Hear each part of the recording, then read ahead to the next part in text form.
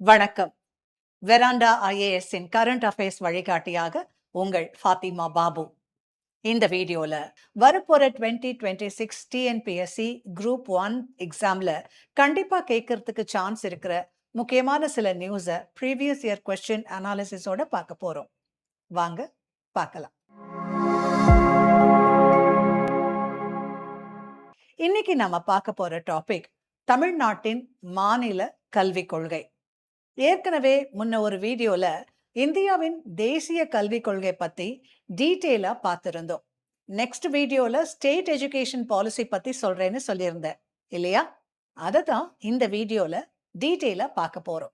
Prelims GS சிலபஸ்ல unit 5 Tamil Nadu அட்மினிஸ்ட்ரேஷன்லையும் and மெயின்ஸ்ல ஜிஎஸ் 1 and 2 பேப்பர்ஸ்லையும் இந்த டாபிக் கவர் ஆகும். இன்னைக்கு நம்ம பார்க்க போற விஷயம் ஒரு சாதாரண கரண்ட் அஃபேர்ஸ் டாபிக் மட்டும் இல்லை. இது ஒரு பாலிசி டிஸ்கஷன் மட்டும் இல்லை. இது ஒரு ஐடியாலஜி டிபேட், ஒரு ஃபெடரலிசம் இஷ்யூ. அதே சமயம் ஒரு ஃபியூச்சர் ஜெனரேஷனை ஷேப் பண்ணுற மிக முக்கியமான விஷயம். அந்த டாபிக் என்னன்னா தமிழக மாநில கல்விக் கொள்கை. நாம எல்லாருமே ஒரு பேசிக் கொஸ்டினை கேட்கணும். எஜுகேஷன் பாலிசி யாருடைய அதிகாரம்? பலர் இன்ஸ்டிங்க்டா சென்ட்ரல் கவர்மெண்ட்னு சொல்லுவாங்க. ஆனா அது முழு உண்மை இல்லை. இந்திய அரசியல் அமைப்புல முதல்ல எஜுகேஷன் அப்படிங்கிறது ஸ்டேட் லிஸ்ட். தென் 1976ல இந்திரா காந்தி தான் அதை கன்கரண்ட் லிஸ்ட் சப்ஜெக்டா மாத்தினாரு. இப்போ சென்ட்ரல் கவர்மெண்ட் பாலிசி உருவாக்கலாம், ஸ்டேட் கவர்மெண்ட்டும் தனியா பாலிசி உருவாக்கலாம். இதுதான் இந்த என்டையர் டிபேட்டுக்கு ஃபவுண்டேஷன். கடந்த 2020ல இந்திய அரசு புதிய தேசிய கல்விக் கொள்கையை அறிவிச்சாங்க. ஆனா அதை ஏற்கிறதுக்கு மறுத்து 2022ல தமிழக அரசு என்ன பண்ணுச்சுன்னா ஜஸ்டிஸ் முருகேசன் கமிட்டியை அமைச்சு ஒரு தனியான மாநில கல்விக் கொள்கையை உருவாக்க முயற்சி எடுத்துச்சு. இந்த மூவ் ஏன் வந்தது? காரணம் சிம்பிள். சென்ட்ரல் கவர்மெண்ட் கொண்டு வந்த என்இபி 2020க்கு எதிராக தமிழ்நாடு தன்னுடைய ட்ரெடிஷ்னல் மாடலை ப்ரொடெக்ட் பண்ணணுங்கிற எண்ணம். இதை நாம ஒரு பாலிசி டெசிஷன் மட்டும் பார்க்க கூடாது. இது ஒரு ஐடியாலஜிக்கல் ஸ்டாண்ட்.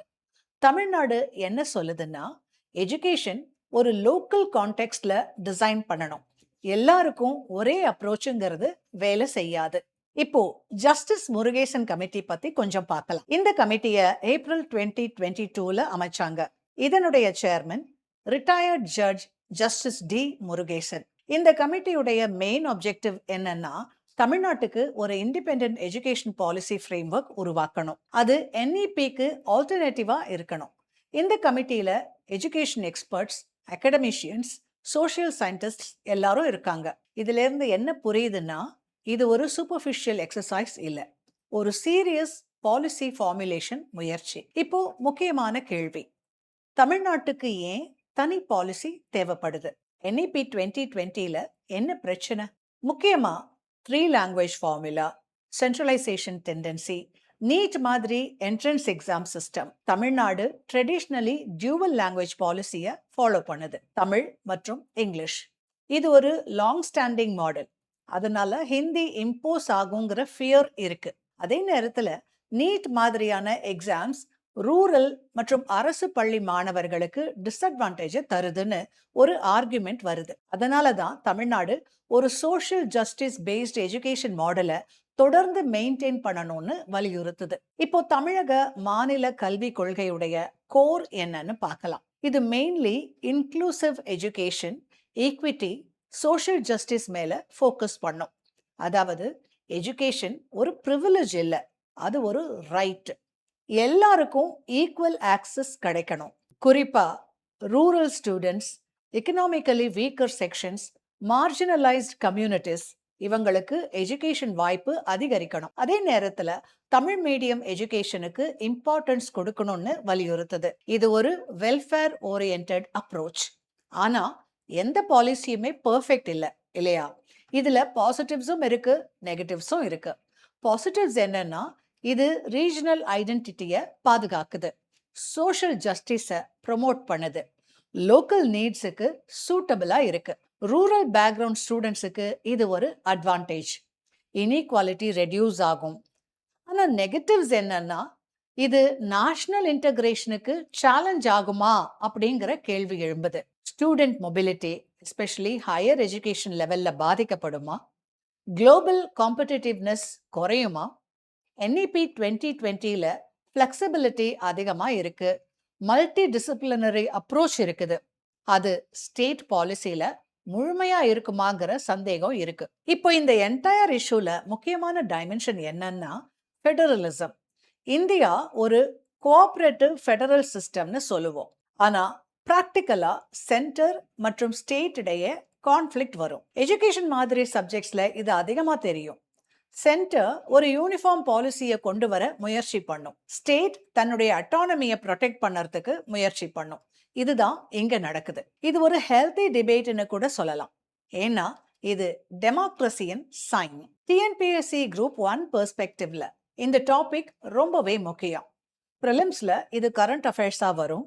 மெயின்ஸ்ல பாலிட்டி மற்றும் சோஷியல் இஷ்யூஸ்ல கேட்கப்படும். State versus national education policy, education and federalism, education as a tool of social ஜஸ்டிஸ்ங்கிற மாதிரியான கேள்விகள் வர்றதுக்கு வாய்ப்பு அதிகம். நீங்க ஆன்சர் எழுதும்போது background, committee details, policy features, advantages, challenges, federalism angle எல்லாத்தையும் இன்டகிரேட் பண்ணணும். முடிவா இந்த என்டையர் டிஸ்கஷன்ல இருந்து நாம ஒரு முக்கியமான லெசனை கத்துக்கணும். எஜுகேஷன் பாலிசி ஒரு டெக்னிக்கல் டாக்குமெண்ட் இல்லை.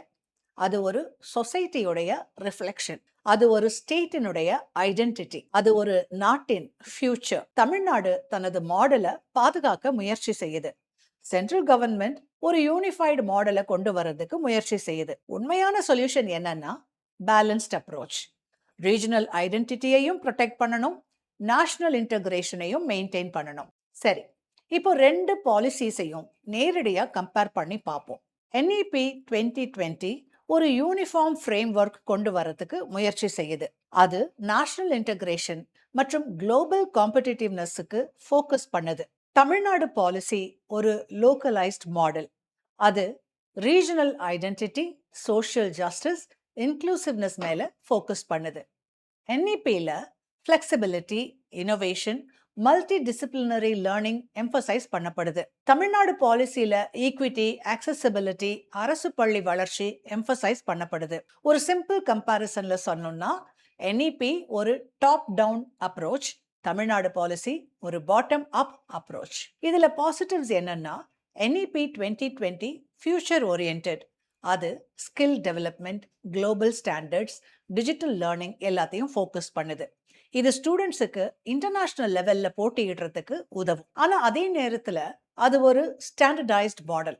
அது எல்லா ஸ்டேட்ஸுக்கும் ஈக்குவலி சூட்டபிளா இருக்குமாங்கிற கேள்வி இருக்கு. தமிழ்நாடு பாலிசியோட ஸ்ட்ரென்த் என்னன்னா அது லோக்கல் ரியாலிட்டிக்கு ரொம்பவே க்ளோஸர். அது சோஷியல் ஜஸ்டிஸை ஸ்ட்ராங்கா அட்ரஸ் பண்ணுது. ரூரல் பேக்ரவுண்ட் ஸ்டூடெண்ட்ஸுக்கு இது அட்வான்டேஜ். ஆனா லிமிடேஷன் என்னன்னா குளோபல் காம்படிட்டிவ்னஸ் மற்றும் ஃப்ளெக்சிபிலிட்டி ஆங்கிள் சில கேப்ஸ் இருக்கிறதுக்கு வாய்ப்பு இருக்கு. இப்போ இந்த என்டையர் இஷ்யூல முக்கியமான டைமென்ஷன் நேஷனல் ஃப்ரேம் ஒர்க் இருக்கணும், அதுக்குள்ள ஸ்டேட் ஃப்ளெக்சிபிலிட்டி இருக்கணும். அதுதான் ட்ரூ கோஆபரேட்டிவ் ஃபெடரலிசம். இப்போ அடுத்ததா தமிழ்நாடு எஜுகேஷன் சிஸ்டம் ரிலேட்டடா ரீசெண்டா வந்த இன்னொரு கரண்ட் அஃபேர்ஸ் நியூஸை சொல்றேன். இது நம்ம ஸ்டேட்ல எஜுகேஷன் சிஸ்டம் எப்படி செயல்படுது, பாலிசிஸ் கிரவுண்ட்ல ஒர்க் ஆகுதா இல்லையா அப்படிங்கிறதுக்கான ஒரு லைவ் எக்ஸாம்பிள். சமீபத்தில் வெளியான மத்திய அரசின் ஒருங்கிணைந்த மாவட்ட கல்வி அறிக்கை தகவல் படி தமிழ்நாட்டில் மேல்நிலை பள்ளிகளிலும் கல்லூரிகளிலும் மாணவர்கள் சேர்க்கை சதவிகிதம் மிகவும் அதிகமாக உயர்ந்திருக்கிறது. இதை நாம ஒரு ஸ்டாட்டிஸ்டிக்ஸா மட்டும் பார்க்க கூடாது. இதுக்கு பின்னாடி இருக்கிற அரசு திட்டங்கள், சமூக மாற்றங்கள், பாலிசி இன்டர்வென்ஷன் எல்லாத்தையும் சேர்த்து அனலைஸ் பண்ணணும். முதல்ல டேட்டாவை புரிஞ்சுக்கலாம். 2020-2021ல மேல்நிலை கல்வியில என்ரோல்மெண்ட் சுமார் 49.8% தான் இருந்துச்சு. அதாவது ஹாஃப் ஸ்டூடெண்ட்ஸ் கூட ஹையர் செகண்டரிக்கு போகல. ஆனா 2024-2025க்கு அது 76% உயர்ந்திருக்கு. அதே மாதிரி ஹையர் எஜுகேஷன்ல 46.6%ல இருந்து 71% உயர்ந்திருக்கு. இது ஒரு சாதாரண இன்க்ரீஸ் இல்லை, இது ஒரு ஸ்ட்ரக்சுரல் சேஞ்ச். இதனுடைய அர்த்தம் என்னன்னா ஸ்கூல்ல இருந்து காலேஜுக்கு போற பாத்வே ஸ்ட்ராங் ஆயிருக்கு. டிராப் அவுட் சிக்னிஃபிகண்டா குறைஞ்சிருக்கு. இப்போ முக்கியமான கேள்வி, இந்த இம்ப்ரூவ்மெண்ட் எப்படி வந்துச்சு? இதுக்கு மெயின் காரணம் என்ன? தமிழ்நாடு கவர்மெண்ட் தொடர்ந்து இம்ப்ளிமெண்ட் பண்ண வெல்ஃபேர் ஓரியன்டட் எஜுகேஷன் ஸ்கீம்ஸ் தான் இதற்கான காரணம். இதுதான் தமிழ்நாடு மாடலுடைய ஸ்ட்ரென்த். முதல்ல ஸ்கூல் லெவல் ஸ்கீம்ஸை பார்ப்போம்.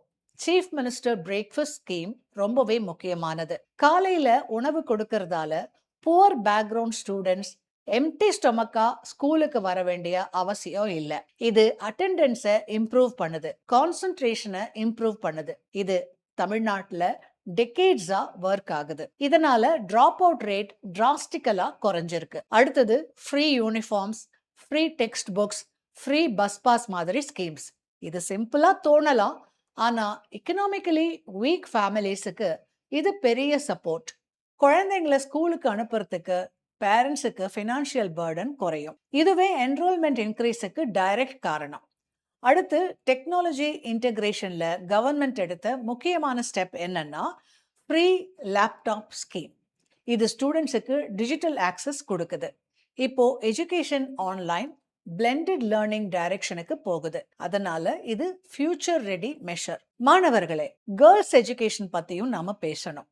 தமிழ்நாட்டில் கேர்ள்ஸ் என்ரோல்மெண்ட் அதிகமா இருக்கிறதுக்கு முக்கிய காரணம் புதுமை பெண் ஸ்கீம். இந்த ஸ்கீம் ஹையர் எஜுகேஷன் படிக்கிற பெண்களுக்கு மந்த்லி ஃபினான்ஷியல் அசிஸ்டன்ஸ் கொடுக்குது. இதனால கேர்ள்ஸ் டிராப் அவுட் டிராஸ்டிக்கலி குறையுது. பேரண்ட்ஸ் கூட கேர்ள்ஸ் எஜுகேஷனுக்கு என்கரேஜ் பண்றாங்க. இது ஒரு எக்கனாமிக் சப்போர்ட் மட்டும் இல்ல, ஒரு சோஷியல் எம்பவர்மெண்ட் டூல். ஹையர் எஜுகேஷன்ல கவர்மெண்ட் என்ன ஸ்டெப்ஸ் எடுத்திருக்கு? ஃபர்ஸ்ட் கிராஜுவேட் ஸ்கீம் ரொம்பவே முக்கியம். ஒரு குடும்பத்துல முதல் கிராஜுவேட்டுக்கு ஃபினான்ஷியல் அசிஸ்டன்ஸ் கிடைக்குது. இதனால ரூரல் ஃபேமிலிஸ்ல ஃபர்ஸ்ட் ஜெனரேஷன் லேர்னர்ஸ் உருவாக்குறாங்க. இதே மாதிரி ஸ்காலர்ஷிப்ஸ், அரசு கல்லூரிகள் அதிகரிப்பு, லோ ஃபீஸ் ஸ்ட்ரக்சர், இந்த எல்லா ஃபேக்டர்ஸையும் சேர்ந்து காலேஜ் என்ரோல்மெண்ட் இன்க்ரீஸ் பண்ணுது. மாணவர்களே, இப்போ இந்த டேட்ல ஒரு முக்கியமான அப்சர்வேஷன் என்னன்னா, கேர்ள்ஸ் என்ரோல்மெண்ட் அதிகம், பாய்ஸ் என்ரோல்மெண்ட் குறைவு. இது ஒரு பாசிட்டிவ் சைன். விமன் எம்பவர்மெண்ட் நடக்குது. ஆனா அதே நேரத்துல பாய்ஸ் டிராப் அவுட் ஒரு எமர்ஜிங் இஷ்யூ. அவங்க ஏர்லியாவே வேலைக்கு போறாங்க, இன்ஃபார்மல் செக்டருக்கு ஷிஃப்ட் ஆறாங்க. இது ஃபியூச்சர் பாலிசி கன்சர்ன். அடுத்து ரூரல் வர்சஸ் அர்பன் ஆங்கிள் பார்ப்போம். கிராமப்புறங்கள்ல என்ரோல்மெண்ட் இம்ப்ரூவ் ஆகுது. இதோடைய அர்த்தம் என்னன்னா, கவர்மெண்ட் ஸ்கீம்ஸ் ரூரல் ஏரியாஸ்ல எஃபெக்டிவா ரீச் ஆகுது. இது தமிழ்நாட்டோட மாடலோடைய சக்சஸ். ஆனா அர்பன் ஏரியால private education dominance, coaching culture influence இருக்குது. இப்போ இந்த என்டையர் மாடலை அனலைஸ் பண்ணுங்க.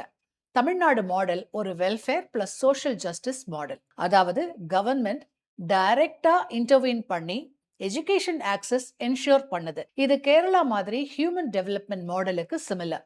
ஆனா ஒரு முக்கியமான கொஸ்டின், என்ரோல்மெண்ட் உயர்ந்தது நல்லது, ஆனா குவாலிட்டி என்ன? இதுதான் நெக்ஸ்ட் சேலஞ்ச். ஸ்டூடெண்ட்ஸ் ஸ்கூலுக்கு வர்றாங்க, காலேஜுக்கு போறாங்க, ஆனா ஸ்கில் டெவலப்மெண்ட் இருக்கா? எம்ப்ளாயபிலிட்டி இருக்கா? இதுதான் NEP 2020 ஃபோக்கஸ் பண்ற ஏரியா. அதாவது Tamil Nadu model access strong, NEP model skill strong. ரெண்டையுமே பேலன்ஸ் பண்ணணும். முடிவா இந்த என்டையர் டிஸ்கஷன்ல இருந்து நாம ஒரு முக்கியமான பாடத்தை கத்துக்கணும். எஜுகேஷன் ஒரு பாலிசி இல்ல, அது ஒரு சோஷியல் டிரான்ஸ்ஃபர்மேஷன் டூல். தமிழ்நாடு கல்வித்துறையில இந்தியாவுக்கே முன்னோடி மாநிலமா விளங்குது. சேர்க்கை விகிதத்துல நம்பர் 1. அதிக டாக்டர்ஸ், இன்ஜினியர்ஸ், PhD ஸ்காலர்ஸை உருவாக்குறோம். இந்த ப்ரீவியஸ் இயர் கொஸ்டினை பாருங்க. டைரக்டா என்ரோல்மெண்ட் ரேஷியோல டாப் ஸ்டேட் எதுன்னு கேட்டிருக்காங்க. டவுட்டே வேணாம், ஆன்சர் தமிழ்நாடு தான். தென் இந்த கொஸ்டினை பாருங்க. சிம்பிளா NEP 2020 பத்தி கேட்டிருக்காங்க. இதே மாதிரி ஸ்டேட் எஜுகேஷன் பாலிசி பத்தியும் கேட்கலாம். ஃபைனலா இந்த மெயின்ஸ் கொஸ்டினை பாருங்க. 2025 மெயின்ஸ்ல கேட்டது.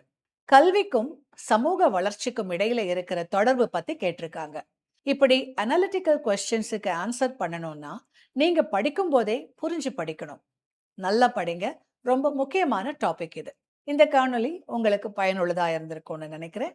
உங்களுக்கு பிடிச்சிருந்தா லைக் பண்ணுங்க. உங்களுக்கு எதுவும் கேட்கணும்னா கமெண்ட்ல சொல்லுங்க. உங்களை மாதிரியான ஆஸ்பிரண்ட்ஸ்க்கு இந்த மாதிரி வீடியோஸை கண்டிப்பாக ஷேர் பண்ணுங்க. இந்த மாதிரி வீடியோஸை தொடர்ந்து பார்க்கணுன்னா வெராண்டா ஐஏஎஸ் சேனலை சப்ஸ்கிரைப் பண்ணிக்கோங்க. மறுபடியும் இன்னொரு காணொளியில் உங்களை சந்திக்கிறேன். அது வரைக்கும் உங்களிடமிருந்து வணக்கம் கூறி விடைபெறுவது உங்கள் ஃபாத்திமா பாபு. நன்றி, வணக்கம். Veranda IAS, where your dream becomes reality.